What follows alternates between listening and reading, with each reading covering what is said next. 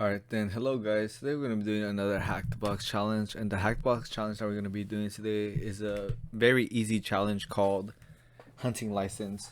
So let's get started. So one of the very first things I did was just download the challenge already, and I just started it at the beginning, rank strings, license, like I usually do, check for anything that seems interesting.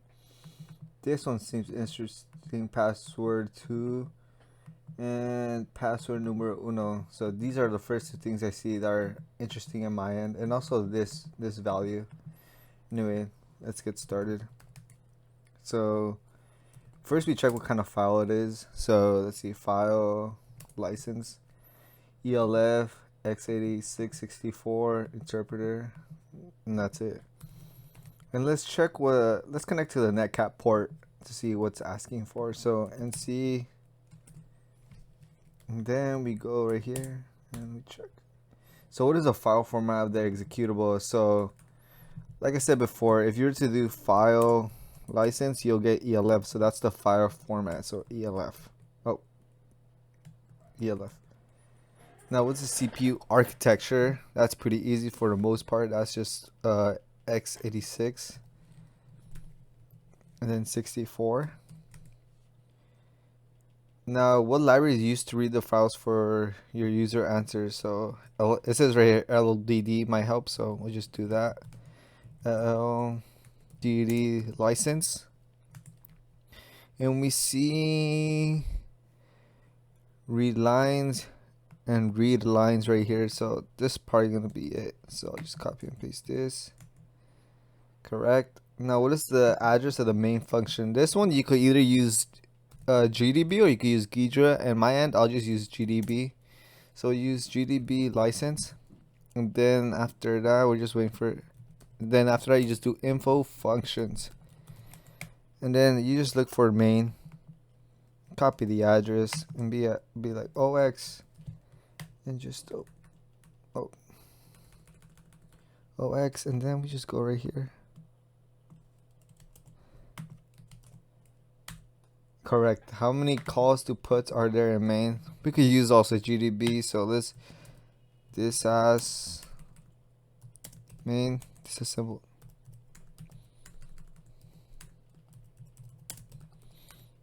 Let's see, 1, 2, 3, 4, 5.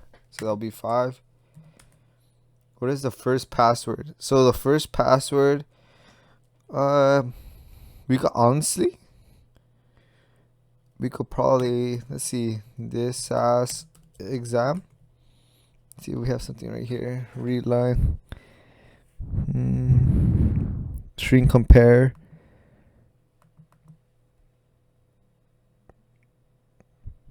Looks like nothing is being shown right here. So we could, if I was a little bit better, I probably could have solved this only using GDB, but this is why I have Ghidra loaded up, which makes disassembling a lot easier. So we'll go inside our main function. We'll go to exam.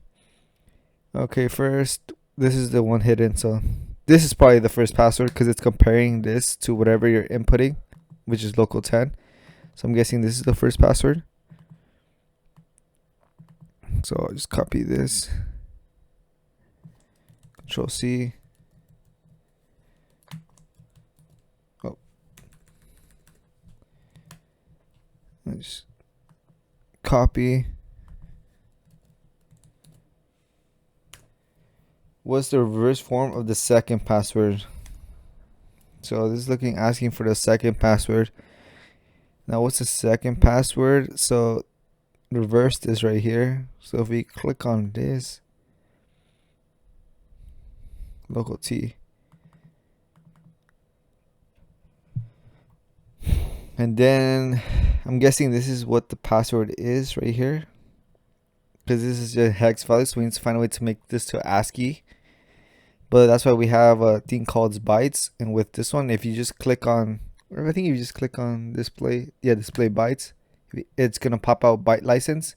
You're not gonna see this default, but if you were just to do click on this little enable or disable the bytes thing, click on it, and after that you click on the little tool key, you could have hex and ASCII values represented. That's what I did. Anyway, I'll go to this one. And we see that this seems to be the password but backwards. So I'll just copy this. Oh.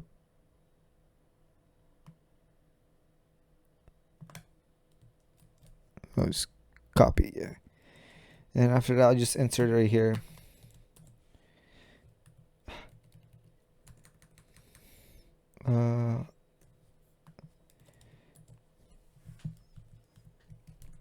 Maybe it's asking for the other way around. Not sure.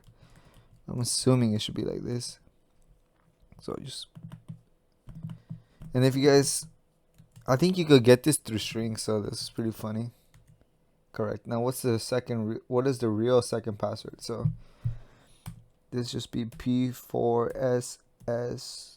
Oh, capital P4 SSW0 RD TW. Is that 0? Correct. Now what is Zorky used to encode the third password? So this is where we have to go look at again at Ghidra. If you go to main, or it's an exam. Yeah, it's an exam. Click on right here. Click on exam. Then we go to decompile exam. And then we go straight right here where it says Zor. So I guess these are the two values that are getting passed in. And then let's check right here. So let's see. Turn this into decimal and then turn this into decimal. And if you click on the Zor function right here, you can see right here. So the parameter 4 and parameter 3 and parameter 4 hold actual values, like actual integer values. And we look at right here, parameter 3 is just used to go through the loop, and the main logic of the Zor is with parameter 4. So if we go back to exam, we see that parameter 4 is 19, so that should be the key. So it should be 19. Correct. Now what is the third password? So this one was a bit difficult for me because I use the same method as last time just to get the original value. Because if we go right here, if we go on this T2, it's a whole different value right here. Oh, no, this T2. Yeah, T2. And then if we go to byte license, you see right here, this is the new T2 value, all of this. So I straight up tried copying this and then using Pwn tools to write a script. And I'll show you guys my script right now. Clear back.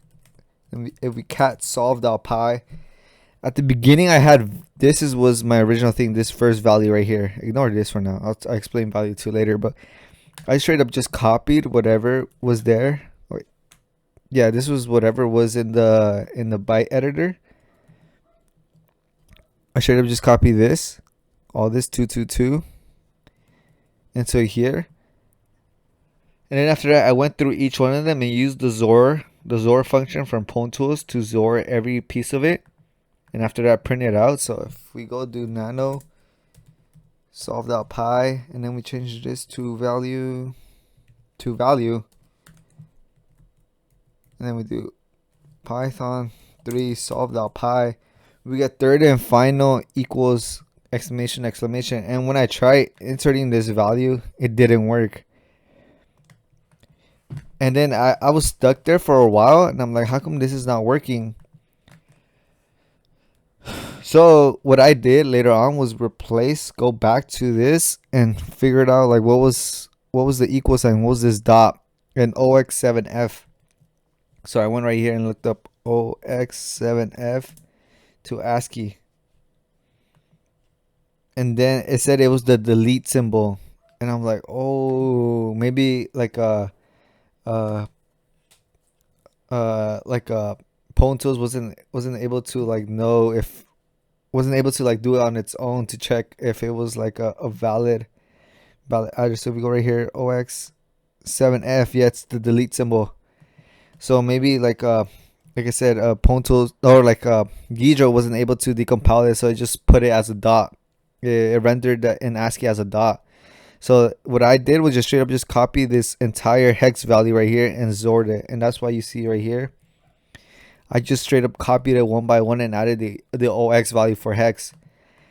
I added it, put it inside an array, and after that I just did the Zor right here. So if we go to nano-solve.py and put the second one, value 2, which holds the hex value. Let me do this. We see third and final, which is what we want. And I tried this. And then we paste it right here. And we get the flag, hack the box, license acquired time. So I'll just copy this.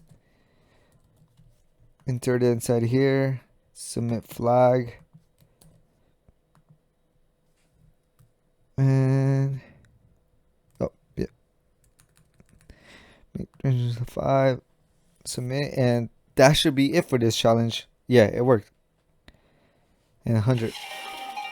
Yeah.